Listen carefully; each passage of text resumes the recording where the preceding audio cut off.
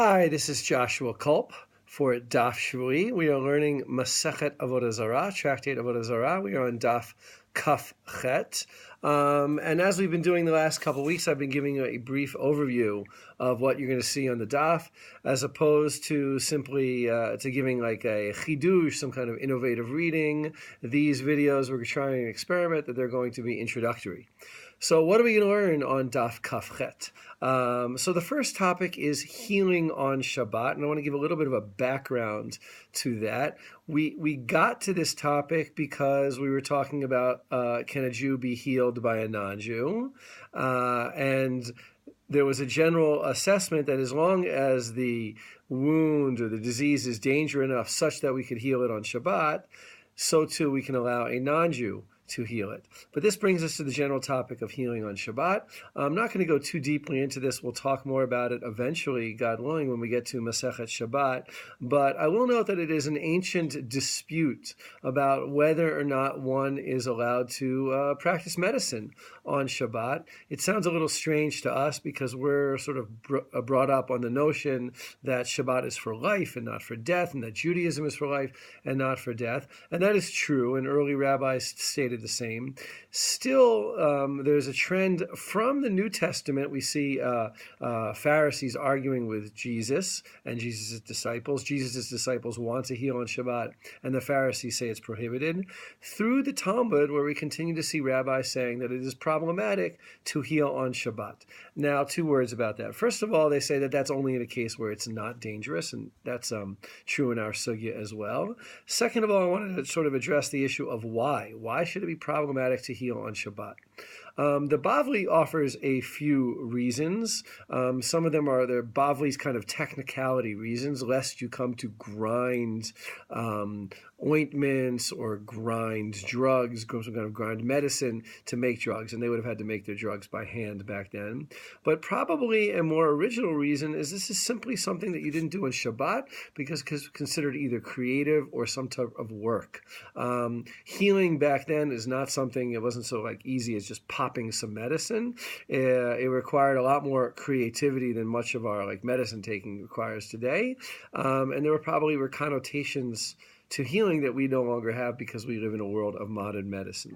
So it is a prohibition that we'll meet on this daf. It's a prohibition we hear from time to time in the Talmud that I think sounds a little bit strange to us. Okay, so that's about healing on Shabbat. Then the Gemara goes back to the issue of being healed by a non-Jew, offers a couple exceptions to the rule, some stories. It often happens at the end of such passages. And then, since we're talking about healing, we get copious amounts of information on particular ailments that are sufficiently dangerous enough that they have to be healed on Shabbat. And then the Gemara goes into how are they healed in general? What does one do to heal oneself from something like hemorrhoids or something like scurvy? A lot of these things, today we would call them, I think a little disparagingly, folk medicine. By that we just mean medicine that we know not to be effective, or that at least most general people in Western medicine, medical practitioners would consider ineffective.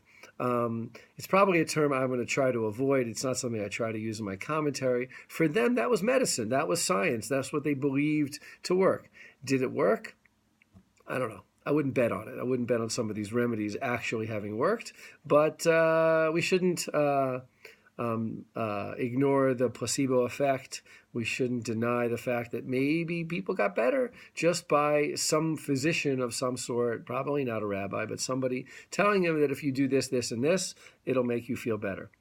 A lot of our medicine doesn't work today either. So I assume our medicine is a lot better, but still the line between folk remedies and effective medicine is maybe, let's say, not 100% clear. I don't want to go too deep into that. I don't want to get anybody angry. The Gemara then goes into some particular ailments, jaw injuries, eye injuries. There's some stories. There's some humorous stories throughout this page. The passages tend to be long passages in Aramaic. They make it a little tedious after all. The particular ingredients are exactly what to do for this or this injury. Probably aren't going to find that much meaning for you.